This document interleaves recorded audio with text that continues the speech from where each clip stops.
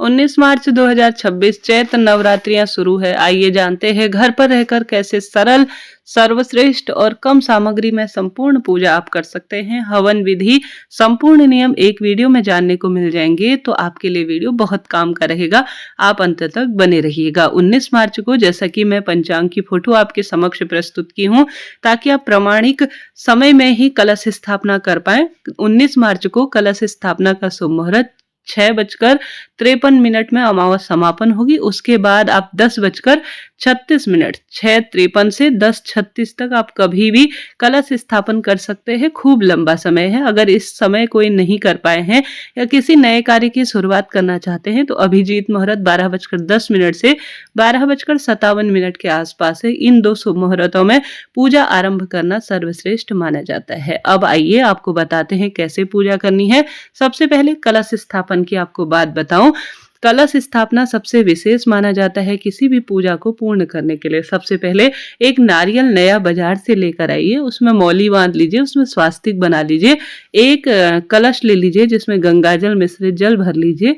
कलश के अंदर जय माता दी कहते हुए 1 रुपए का सिक्का, हल्दी की गांठ, अक्षत, पुष्प, दुर्वा घास यह डाले। नहीं तो पंच औषधि या सप्त औषधि बाजार में मिल जाती है, वह भी आप डाल सकते हैं, इच्छा आपकी है।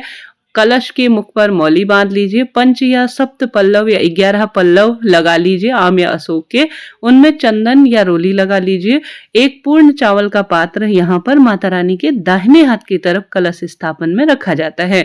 नारियल के ऊपर आप एक चुनरी लपेट लीजिएगा, ठीक है। इस तरह से सरल सी कलश स्थापना की विधि होती है। कलश के नीचे चाहे तो सामान्य चावल की कटोरी रख लीजिए, या चावल की कटोरी का एक थोड़ा सा चावल रखकर, पूर्ण चावल होने चाहिए, आप 8 लाइन खींच दीजिए, जिससे कि यह अष्टदल कमल फूल के स्वरूप में आप बनाने का प्रयत्न करें। सरल इसकी विधि होती है जो कि मैंने आपको बताई। हमेशा दाहिने हाथ की तरफ कलश स्थापन होना चाहिए। अब मैं आपको दिखा रही हूं कि नारियल का मुख किस दिशा की ओर होना चाहिए। देखिए, इसके लिए मैंने एक नारियल को छिक्कल भी इसके निकाल रखे हैं जटा, ताकि आपको आसानी हो। जहां से नारियल काटा जाता है, स्क्रीन पर देख पा रहे हैं, जहां से काटा जाता है वही नारियल का मुख है। यह पूजा करने वाले व्यक्ति के समक्ष होना चाहिए, इस बात का ध्यान रखें। साथ ही जो काटा हुआ अर्थात जो नारियल होता है, कटे वाले हिस्से को, जिसको मुख कहा जाता है, इसे आप आकाश की तरफ भी कर सकते हैं। एक माता रानी की मूर्ति लाइए। मूर्ति घर पर है तो इस बात का नहीं ला रहे हैं तो सिंह का मुख बंद होना चाहिए, ऐसी मूर्ति लीजिए।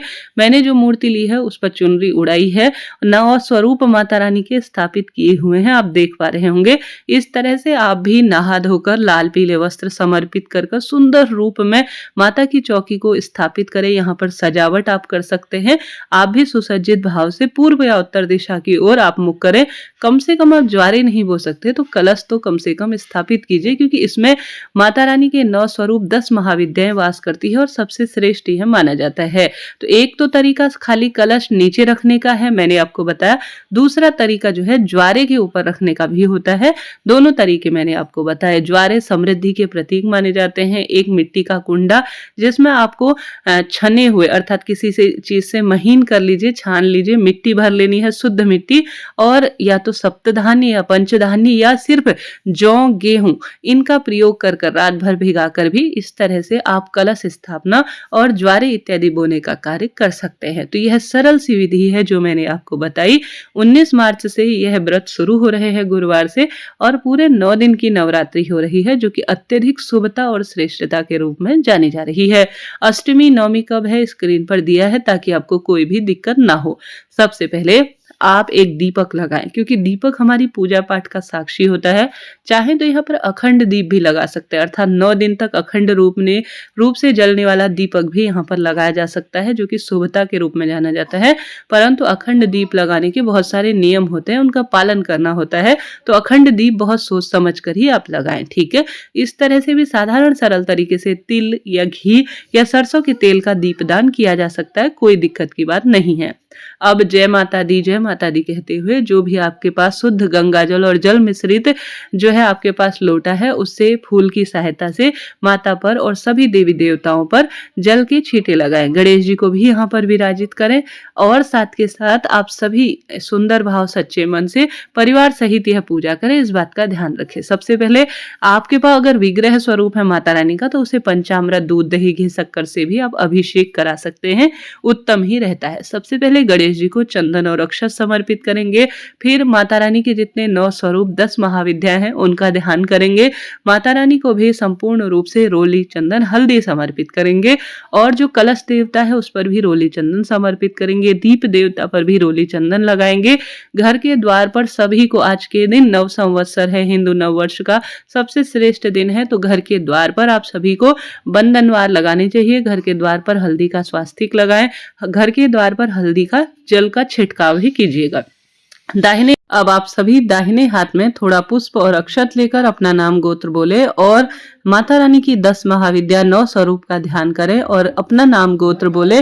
गणेश जी महाराज का भी ध्यान करते हुए अपने इष्ट पितृ देवताओं का ध्यान करें और कहे कि हे माँ भगवती, मैं नवरात्रि के व्रत करने जा रही हूँ। मेरे अनुष्ठान, मेरे व्रत, मेरी साधना को सफल करें और मेरे घर में वास कर कर मेरी मनोकामना पूर्ण करें। ऐसे संकल्प लेकर संकल्प ली हुई वस्तु को माँ भगवती के श्री चरणों में आप छोड़ दीजिएगा।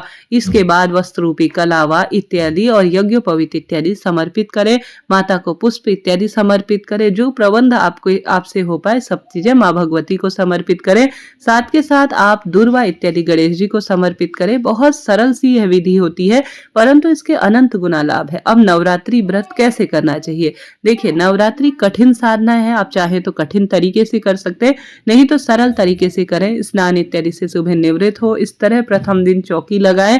और आप नवरात्रि व्रत 3 तरह से कर सकते हैं। एक तो निर्जल कर सकते हैं, दूसरा फलाहार ले सकते हैं, तीसरा शाम को अन्न खाकर अपने व्रत को 9 दिन तक आप पूर्ण कर सकते हैं। इस बार की नवरात्रि पूरे 9 दिन की है।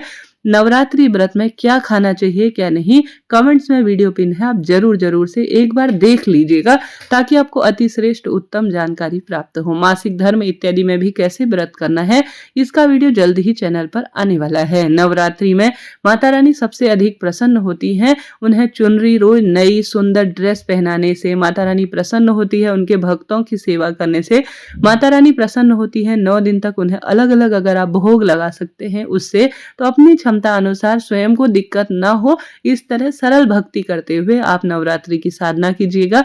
इस तरह से आप किसी भी 9 दिन में 16 श्रृंगार की कम ज्यादा जितनी भी आपसे जो सामग्री हो वह व्यवस्था कर माँ भगवती को समर्पित करें। सुहाग सामग्री किसी मंदिर में भी आप माता के निमित्त दान कर आते हैं, अपने हाथ से चोला चढ़वा कर आते हैं, तो शुभ ही शुभ इसका परिणाम मिलता है। तो नवरात्रि में इस तरह से आप माँ को सुहाग सामग्री एक दिन समर्पित करें। नारियल माता को सबसे अधिक प्रिय है। बाजार से एक नारियल लाएं, उस पर मौली बांधे, उस पर रोली चंदन समर्पित कर अपनी मनोकामना कहकर आप प्रथम दिन कम से कम यह छोटा सा कार्य जरूर कीजिएगा। जो चीज नहीं ला पाए हैं उसकी पूर्ति के लिए यहाँ पर सुहाग सामग्री के साथ साथ दक्षिणा भी रख दीजिए। दक्षिणा रोज आप कन्याओं को जब अंतिम दिन हो तब आप उन्हें नारियल तोड़कर प्रसाद स्वरूप में हवन में काम लेते हैं। 9 दिन तक यहाँ रखा हुआ, बाद में आप यह जो दक्षिणा है इसे कन्याओं को दे देते हैं तो उत्तम ही माना जाता है। सुहाग सामग्री भी हम अंतिम दिन दे देते हैं कन्या को, इससे माता प्रसन्न होती है। इत्र इत्यादि भी माता को बहुत प्रिय है, तो इन सब चीजों को माता को, गणेश जी महाराज को भी समर्पित करना ही चाहिए। तो इस तरह से नवरात्रि की सरल सी यह पूजा होती है। प्रथम दिन पंच मिठाई, पंच फल या जो आपसे अब व्यवस्था हो पाए उन चीजों का भोग माता को लगाएं। साथ के साथ एक पान का पत्ता माता को बहुत अधिक प्रिय होता है, तो एक पान के पत्ते में बताशे, जैसे कि पान चढ़े, फूल चढ़े और चढ़े मेवा कहा जाता है, तो पान के पत्ते में शहद रखकर, साथ के साथ आप सभी बताशा इत्यादि रखकर और साथ के साथ लौंग का जोड़ा रखकर भी माता को भोग लगाते हैं, तो उत्तम माना जाता है। ये काम आप रोज कर सकते हैं, रोज नहीं कर सकते तो 1-2 दिन भी कर लेंगे तो उत्तम ही होता है। बाद में इसका क्या करें, देखिए इसे कई बार प्रसाद रूप में भी ग्रहण कर सकते हैं आप, नहीं तो हवन होगा तो अंतिम दिन हवन के माध्यम से अग्नि में भी आप डाल सकते हैं। तो इस तरह से नवरात्रि है पूजा की मैंने आपको बात बताई। जरा सा भी वीडियो उपयोगी रहते हैं तो चैनल को सब्सक्राइब करें। कोई प्रश्न हो तो निश्चित रूप से आप पूछ सकते हैं। तो यह तो बात हो गई हवन, पूजन और संपूर्ण सामग्री की। अब हम सभी को यहाँ पर जो दुर्गा सप्तशती, दुर्गा चालीसा है, उसे भी रखना चाहिए। आप इनका भी पूजन करें, पढ़ते हैं तो और अधिक शुभ रहता है। बात आती है यह पूजन करने के बाद हवन की। एक कोई भी सकोरा, कोई भी कटोरा ले लीजिए, तांबा, स्टील जैसा भी है, उसमें गोबर का कंडा, ठीक है, गोबर का कंडे को घी के माध्यम से आप सुलगा लीजिए अच्छी तरह से। सुलगाने के बाद आप सभी उसमें अग्नि थोड़ा प्रज्वलित हो जाए तो सबसे पहली आहुति घी की गणेश जी महाराज के नाम की दीजिएगा। दूसरी आहुति आप सभी गणेश जी नाम की देने के बाद अपने पितरों का या कुल देवी का ध्यान करते हुए दूसरी आहुति जो है यह दे दीजिएगा। फिर 9 आहुति आप माता रानी की दीजिएगा। माता रानी के नाम मंत्र का ध्यान करते हुए या माता रानी के निर्वाण मंत्र का आप ध्यान करते हुए या कोई भी माता रानी के मंत्र का ध्यान करते हुए इस तरह से 11 आहुति आपको देनी चाहिए, ठीक है। एक तो गणेश जी जो कि गौरी गणेश के नाम की होती है, दूसरी अपनी कुल देवी के नाम की, और साथ के साथ आप 9 आहुति माता के स्वरूप का ध्यान कर इसे समर्पित करें। इससे ज्यादा आप अन्य आहुति दे सकते हैं, हनुमान जी महाराज की आहुति दे सकते हैं नाम की, अपने पितरों के नाम की दे सकते हैं, पंच देवी देवताओं के नाम की दे सकते हैं। कम से कम 11 आहुति, सबसे पहले गौरी गणेश के नाम की, दूसरी अपनी कुल देवी इष्ट पितरों का ध्यान करते हुए दूसरी आहुति, फिर माता रानी के 9 स्वरूप का ध्यान। कम से कम 11 आहुति आपको देनी चाहिए। आहुति आप घी से दे सकते हैं, तिल से दे सकते हैं, बाजार में मिलने वाली संविधा से दे सकते हैं, अर्थात हवन सामग्री जो मिल जाती है उससे दे सकते हैं। यह सब इच्छा आपकी है। बहुत सरल यह प्रक्रिया होती है और हवन करने से अनंत गुना लाभ होता है। इसके बाद आप लौंग के जोड़े की आहुति अलग से दे सकते हैं, जैसे घी में डुबाकर ये दे सकते हैं। साथ के साथ जो चढ़ाया गया प्रसाद है उसे भी अग्नि में समर्पित करें, क्योंकि माता रानी को अग्नि के माध्यम से, अग्नि के माध्यम से सबसे अधिक श्रेष्ठता जानी जाती है, सुख माना जाता है। तो इस तरह से यह कार्य आपको करना है। जब हमारा यह कार्य हो जाए तो पूजा के अंत में हम एक दीपक लगा लेंगे कपूर का, और एक दूसरा दीपक लगाकर माता रानी के नाम से ओम जय अम्बे गौरी मैया जय श्यामा गौरी, इस आरती को, या अम्बे तू है जगदम्बे काली, ये वाली आरती हम पूरी गाकर परिवार के साथ पूरी आरती को संपन्न कर लेंगे। भूल चूक के लिए हम माता रानी से माफी मांग लेंगे और यह पूजा प्रक्रिया पूर्ण हो चुकी है। एक जल का लोटा लेंगे और अग्नि शीतलीकरण, अर्थात जो हमारी हवन प्रक्रिया है या अग्नि है, सभी में से जल घुमाकर 3 बार धरती पर छोड़ देंगे। इस तरह से यह संपूर्ण पूजा है। भूल चूक के लिए क्षमा प्रार्थी हो और इस तरह से संपूर्ण पूजा को करें। अभी के लिए इतना ही। वीडियो उपयोगी रहा हो तो जय माता दी जरूर से लिखें। राधे राधे।